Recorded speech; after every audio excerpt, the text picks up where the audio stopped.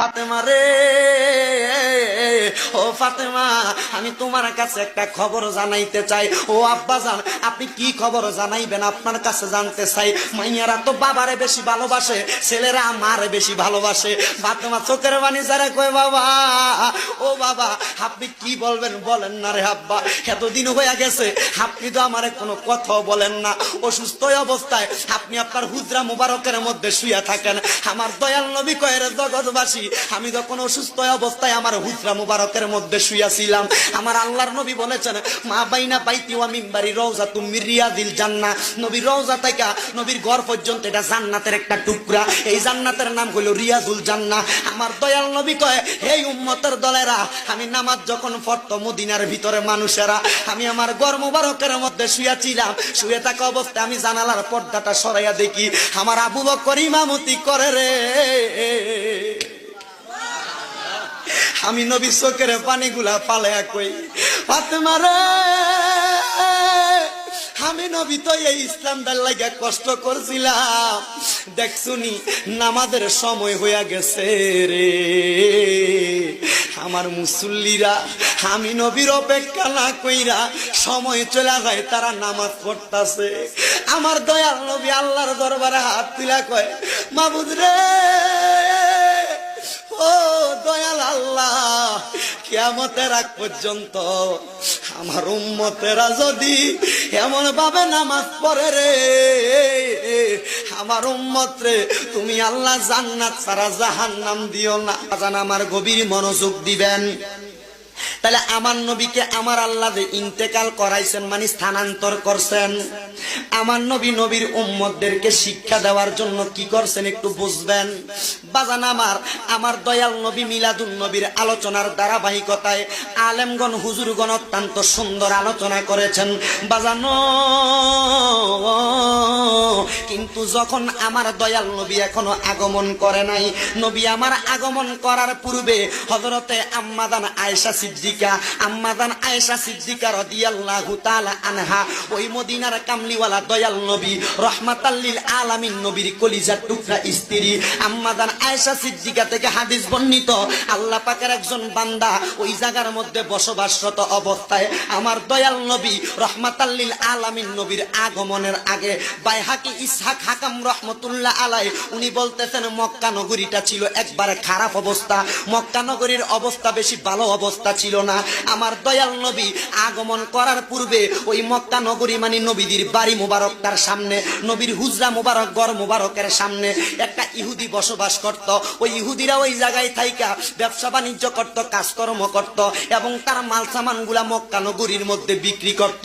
ওই ইহুদির একটা কাজ ছিল, ইহুদিটা মানুষের হাত দেইকা, মানুষের চেহারা দেইকা অনেক কিছু বলতে পারতেন। ওই ইহুদিটা যখন বলতে পারতেন, ইহুদিটা একটা অভ্যাস ছিল, সে বেশি বেশি তাওরাত কিতাব তেলাওয়াত করতেন। কি কিতাব? জোরে কর না, কি কিতাব? 4টা কিতাব, তাওরাত, জাবুর, ইনজিল, কোরআন। এই কোরআন আমার নবীর উপরে আল্লাহ নাজিল করেছেন। ইহুদির অভ্যাস ছিল, ইহুদিটা তাওরাত কিতাব পড়তেন।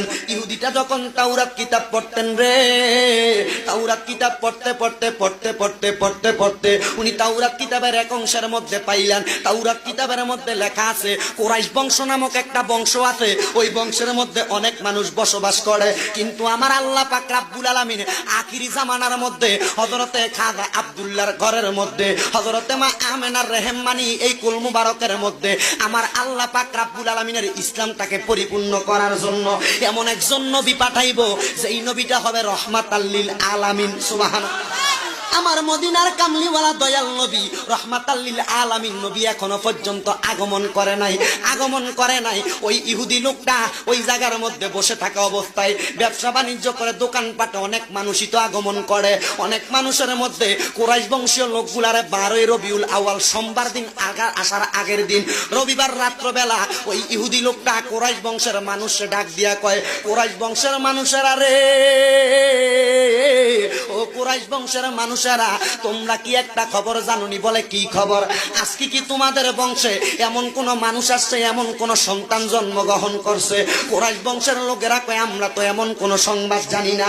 হঠাৎ করে ওই ইহুদি লোকটা ডাক দিয়া কয় তোমরা যেহেতু কোনো সংবাদ জানো না, খবর জানো না, আমার কাছ থেকে একটা খবর জানিয়া লও, শুনিয়া লও। এই কুরাইশ বংশের মধ্যে 12 রবিউল আউয়াল সোমবারের সুবহে সাদিকে ফজরের নামাজের পূর্ববর্তী সময়ে এমন একজন নবী আগমন করবে, যেই নবী দুনিয়ার টাকা পয়সা ধন দৌলতের পাগল হবে না, ওই নবী শুধু উম্মতের জন্য পাগল হবে।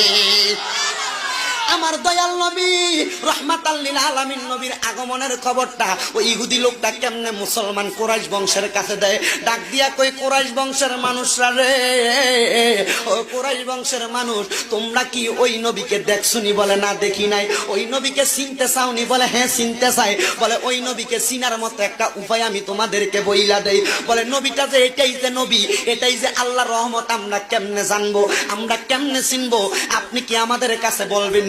এবার ডাক দিয়া কই ও কুরাইশ বংশের মানুষ, ওই নবীকে চিনার জন্য একটা উপায় বলো না। বলে উপায়টা কি জানেননি? ওই উপায় হইল ওই নবী রাহমাতাল লিল আলামিন নবীর ঘাড় মুবারকের নিচে দিয়া, নবীর ঘাড় মুবারকের মধ্যে একটা কালো অংশ থাকবে, ওই কালো অংশের মধ্যে একটু সামান্য সামান্য পরিমাণ চুল মুবারক থাকবে। ওইটা দেখলে মনে করবা ওইটাই হলো নবীজি। আজকে এত সুন্দর একটা কিতাব শরহে বেকায়া কিতাব, সরি আল বিদায়া ওয়ান নিহায়া কিতাবের মধ্যে অত্যন্ত সুন্দর ভাবে দেখতে পাইলাম কত সুন্দর ভাবে নবীর শান ও মানের আলোচনা 489 নাম্বার পৃষ্ঠার মধ্যে বর্ণিত। আমার দয়াল নবীর পিঠ মুবারকের মধ্যে কালো রঙের একটা দাগ ছিল, ওই দাগের মধ্যে ছোট ছোট একটু চুল ছিল। এটার বর্ণনা কি জানেননি? নবীর এই জায়গাটার নাম হইল মোহরে নবুয়াত। নাম কি? মোহরে নবুয়াত। এটা যে সত্যিকারের নবী, এই নবী চিনার জন্য এই জায়গার মধ্যে একটা আমার আল্লাহ চিহ্ন দিয়া দিছে। বাবা নো হে আমার হযরত পাড়া এলাকার পর্দার অন্তরালের মা বোনেরা, কোন নবীর পাগল হয়ে আজকের মাহফিলের ওয়াজ শুনতাছ?